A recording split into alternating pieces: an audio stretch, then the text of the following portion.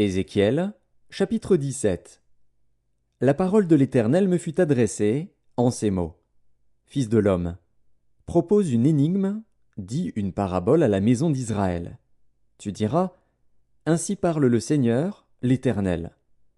Un grand aigle, aux longues ailes, aux ailes déployées, couvert de plumes de toutes couleurs, vint sur le Liban et enleva la cime d'un cèdre. Il arracha le plus élevé de ses rameaux, l'emporta dans un pays de commerce et le déposa dans une ville de marchands. Et il prit un rejeton du pays et le plaça dans un sol fertile. Il le mit près d'une eau abondante et le planta comme un saule. Ce rejeton poussa et devint un cep de vigne étendu, mais de peu d'élévation. Ses rameaux étaient tournés vers l'aigle et ses racines étaient sous lui. Il devint un cep de vigne, donna des jets et produisit des branches. Il y avait un autre aigle, grand, aux longues ailes, au plumage épais. Et voici, du parterre où elle était plantée, cette vigne étendit avec avidité ses racines de son côté et dirigea ses rameaux vers lui, afin qu'il l'arrosât. Elle était plantée dans un bon terrain, près d'une eau abondante, de manière à produire des branches et à porter du fruit, à devenir une vigne magnifique. Dis, ainsi parle le Seigneur, l'Éternel. Prospérera-t-elle? Le premier aigle n'arrachera-t-il pas ses racines, n'enlèvera-t-il pas son fruit, afin qu'elle se dessèche, afin que toutes les feuilles qu'elle a poussées se dessèchent? Et il ne faudra ni beaucoup de force, ni un peuple nombreux pour la séparer de ses racines. Voici, elle est plantée. Prospérera-t-elle? Si le vent d'Orient la touche, ne séchera-t-elle pas? Elle séchera sur le parterre où elle a poussé. La parole de l'Éternel me fut adressée en ces mots. Dis à la maison rebelle, ne savez-vous pas ce que cela signifie? Dis, voici, le roi de Babylone est allé à Jérusalem. Il en a pris le roi et les chefs et les a emmenés avec lui à Babylone.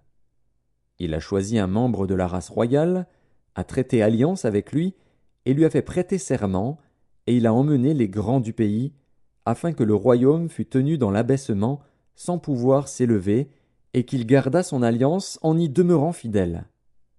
Mais il s'est révolté contre lui, en envoyant ses messagers en Égypte, pour qu'elle lui donnât des chevaux et un grand nombre d'hommes. Celui qui a fait de telles choses réussira-t-il? Échappera-t-il? Il a rompu l'alliance, et il échapperait. Je suis vivant, dit le Seigneur, l'Éternel. C'est dans le pays du roi qu'il a fait régner, envers qui il a violé son serment et dont il a rompu l'alliance, c'est près de lui, au milieu de Babylone, qu'il mourra. Pharaon n'ira pas avec une grande armée et un peuple nombreux le secourir pendant la guerre, lorsqu'on élèvera des terrasses et qu'on fera des retranchements pour exterminer une multitude d'âmes. Il a méprisé le serment, il a rompu l'alliance. Il avait donné sa main, et il a fait tout cela. Il n'échappera pas. C'est pourquoi ainsi parle le Seigneur, l'Éternel. Je suis vivant. C'est le serment fait en mon nom qu'il a méprisé. C'est mon alliance qu'il a rompue. Je ferai retomber cela sur sa tête. J'étendrai mon retz sur lui, et il sera pris dans mon filet. Je l'emmènerai à Babylone, et là je plaiderai avec lui sur sa perfidie à mon égard. Tous les fuyards de toutes ces troupes tomberont par l'épée, et ceux qui resteront seront dispersés à tous les vents. Et vous saurez que moi, l'Éternel, j'ai parlé. Ainsi parle le Seigneur, l'Éternel. J'enlèverai, moi, la cime d'un grand cèdre, et je la placerai. J'arracherai du sommet de ses branches un tendre rameau, et je le planterai sur une montagne haute et élevée. Je le planterai sur une haute montagne d'Israël. Il produira des branches et portera du fruit. Il deviendra un cèdre magnifique. Les oiseaux de toute espèce reposeront sous lui. Tout ce qui a des ailes reposera sous l'ombre de ses rameaux. Et tous les arbres des champs sauront que moi, l'Éternel, j'ai abaissé l'arbre qui s'élevait et élevé l'arbre qui était abaissé, que j'ai desséché l'arbre vert et fait verdir l'arbre sec. Moi, l'Éternel, j'ai parlé, et j'agirai.